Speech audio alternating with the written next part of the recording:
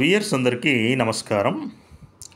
మనం చేస్తున్నటువంటి induction Motors and synchronous machines lecture సిరీస్లో ఒక చిన్న ప్రాబ్లం చూద్దాం.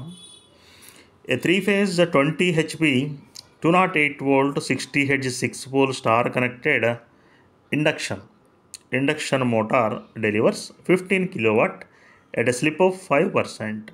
Calculate synchronous speed, rotor speed, frequency at rotor current. Frequency of rotor current. ఇక్కడ ఏంటంటే డేటాలో ఎప్పుడు ఇచ్చినా కూడా వోల్టేజ్ అనేది లైన్ వాల్యూ మాత్రమే ఇస్తాడు 3-phase సిస్టంలో. ఇది జాగ్రత్తగా గుర్తుపెట్టుకోవాలి. సో దీన్ని మనం ఫేజ్లోకి కన్వర్ట్ చేసుకోవాల్సి ఉంటుంది. అది స్టారా డెల్టానా దాన్ని బట్టి. డెల్టా అయితే ఇబ్బంది లేదు, line value of voltage equal to phase value of voltage. అదే స్టార్ అయితే లైన్ ఈక్వల్ టు మరి √3 టైమ్స్ ఈ ఫేజ్ కదా, వి లైన్ ఈక్వల్ టు √3 టైమ్స్ ఈ ఫేజ్ కదా. ఆ విధంగా కన్వర్ట్ చేసుకొని ఫేజ్ వాల్యూస్లోకి మార్చుకొని మాత్రమే ప్రొసీడ్ అవ్వాల్సి ఉంటుంది. సరే, ఇక్కడ అవసరమే లేదు, వోల్టేజ్తో అవసరమే లేదు, బట్ డేటా ఈజ్ గివెన్. ఏదేమైనప్పటికీ నేను తెలియజేయడానికి చెప్పాను. ఇక్కడ ఫస్ట్ బిట్ ఏమడిగాడు? సింక్రోనస్ స్పీడ్ అడిగాడు. సింక్రోనస్ స్పీడ్ అంటే ఏంటి? మనకి ఫార్ములా చెప్పుకున్నాం కదా, NS ఈక్వల్ టు 120F/P. ఇదిగో ఫ్రీక్వెన్సీ 60 Hz ఇచ్చాడు, నంబర్ ఆఫ్ పోల్స్ అనేవి 6 ఇచ్చాడు. కాబట్టి ఇదిగో వచ్చేసింది 1200 RPM రెవల్యూషన్స్ పర్ మినిట్. రెండవది రోటార్ స్పీడ్ అడిగాడు. రోటార్ స్పీడ్కి సింక్రోనస్ స్పీడ్కి స్లిప్కి రిలేషన్ ఉందిగా మనకి. Slip S equal to NS - N/NS కదా. ఇంకేముంది, మనకి NS తెలుసు 1200 అని. మరి స్లిప్ ఇచ్చేసాడుగా 5% అని, అంటే 0.05 అనేగా. 5% అంటే 5/100 అనే కదా. 0.05 అని ఇచ్చేసాడుగా, అయిపోయింది. సబ్స్టిట్యూట్ చేసేసాం. సో N ఎంత వచ్చింది? 1140 RPM వచ్చేసింది. మూడోది ఏమడిగాడు? Frequency of rotor current. ఇప్పుడేగా డిరైవ్ చేసాం. రోటార్ ఫ్రీక్వెన్సీ అనేది స్లిప్ టైమ్స్ సప్లై ఫ్రీక్వెన్సీ ఉంటుందని చెప్పాంగా. ఇది గుర్తుపెట్టుకోండి జాగ్రత్తగా. So 0.05 × 60 that is 3 Hz. అది తర్వాత ఇక్కడ ఇంట్రెస్టింగ్గా చెప్పాలి అంటే ఇంకా చక్కగా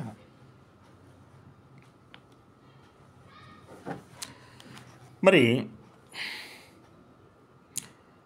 speed of stator rotating magnetic field. స్టేటార్కి సప్లై ఇచ్చినప్పుడు మరి స్టేటార్లో రొటేటింగ్ మ్యాగ్నెటిక్ ఫీల్డ్ వస్తుంది కదా, అది సింక్రోనస్ స్పీడ్ NSతో తిరుగుతుంది అనుకున్నాం కదా. సింక్రోనస్ స్పీడ్ NSతో తిరుగుతుంది. మరి ఇది వెళ్ళి రోటార్ 3-phase వైండింగ్స్ని మరి ఇంటరాక్ట్ అయ్యిందిగా, కట్ చేసిందిగా. మరి అక్కడ కూడా రోటార్లో కూడా మరి రొటేటింగ్ మ్యాగ్నెటిక్ ఫీల్డ్ అనేది ప్రొడ్యూస్ అయి తీరుతుందిగా. సో దాని యొక్క speed of rotor rotating magnetic field with respect to దేంతోటి? స్టేషనరీ పాయింట్ ఆన్ స్టేటర్ మీద ఒక స్టేషనరీ పాయింట్ ఎజ్యూమ్ చేసుకుంటే మరి రోటార్ కండక్టర్స్లో EMF ఇండ్యూస్ అయ్యి అవి కూడా 3-phase వైండింగ్ మరి స్టార్లోనో డెల్టాలోనో ఉన్నప్పుడు వాటి గుండా 3-phase కరెంట్స్ ఫ్లో అయ్యి 3-phase ఫ్లక్సెస్ ప్రొడ్యూస్ అవటం మూలంగా అక్కడ కూడా రొటేటింగ్ మ్యాగ్నెటిక్ ఫీల్డ్ అనేది వచ్చినప్పుడు దాని యొక్క speed with respect to A stationery point on stator మీద ఒక పాయింట్ దృష్ట్యా దాన్ని చూసినప్పుడు ఏమవుతుంది అంటే speed of rotor rotating magnetic field with respect to rotor plus speed of rotor with respect to stator. ఇలా 2 స్టేజెస్ అన్నమాట. ఇది రోటార్ మూలంగా వచ్చే ఫీల్డ్ కాబట్టి ముందు విత్ రెస్పెక్ట్ టు రోటార్ తీసుకొని అక్కడి నుంచి rotor speed with respect to stator 2 స్టేజెస్లో మనం క్యాలిక్యులేట్ చేస్తూ వెళ్ళాం. దానిలో మొదటి పార్ట్ తీసుకో, speed of rotor rotating magnetic field with respect to rotor. ఇది మొదటి పార్ట్. ఇదేమవుతుంది?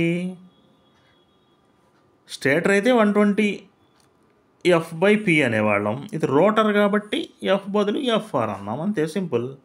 ఎఫ్ఆర్ అంటే స్లిప్ టైమ్స్ ఫ్రీక్వెన్సీ కదా, ఎస్ఎఫ్. సో ఎస్ అంటే మళ్ళీ NS minus N by NS.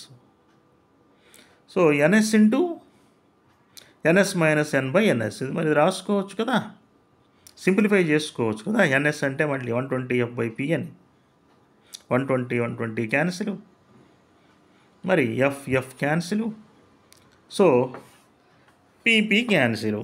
ఇక మనకు మిగిలేది ఏంది, ఎన్ఎస్ మైనస్ ఎన్ అనేటువంటిది మిగులుతుంది మొదటి దాని మూలంగా. సో ఇదేంటి, ఫస్ట్ది speed of the rotor, speed of the rotor with respect to ఇదిగో speed of the rotor rotating magnetic field with respect to rotor. ఫస్ట్ది వచ్చింది, ఎంత వచ్చింది, ఎన్ఎస్ మైనస్ ఎన్ వచ్చింది.